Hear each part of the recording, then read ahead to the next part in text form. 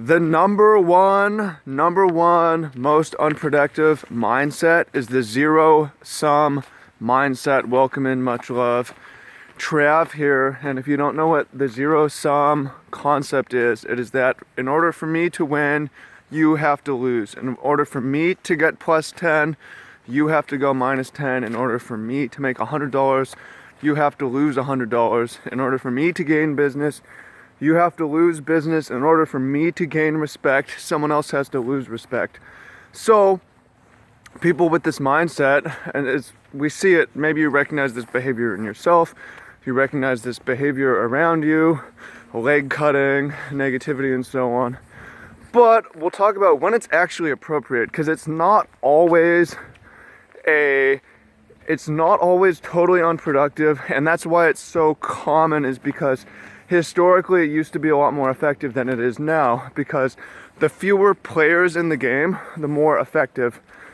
So let's talk about why this is a evolutionary maladaptation, something left over from our ancestors, which isn't super useful. 10,000 years ago, you go before the agricultural revolution, farming, etc., we live in these small tribes. If there's 100 people in my tribe, maybe I have 40 rivals, right? That's not that many rivals, so I can badmouth them, I can try to undermine the respect, maybe I can use violence even, right? So when you have fewer people in the game, then it's a 1v1 political head-to-head. That's why it gets so nasty, zero-sum. And it'll be productive in a 1v1 like that.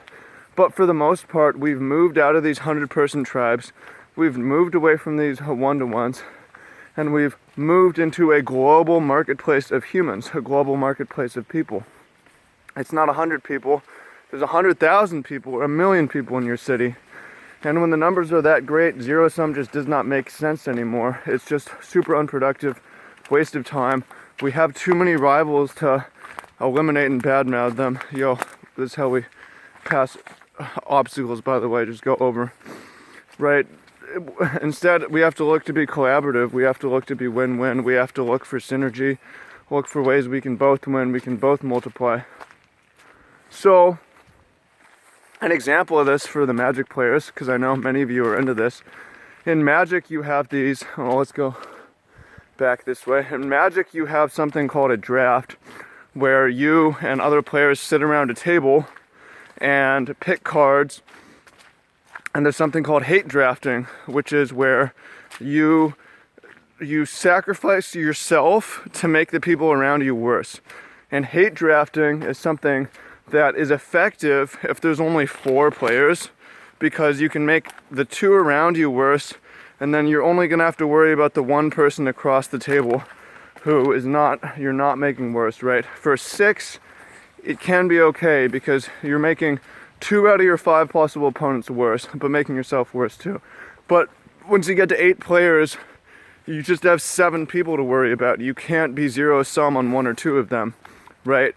And as we expand into the internet, global marketplace of humans and ideas, it goes from 7 to 100,000 to all the humans, right?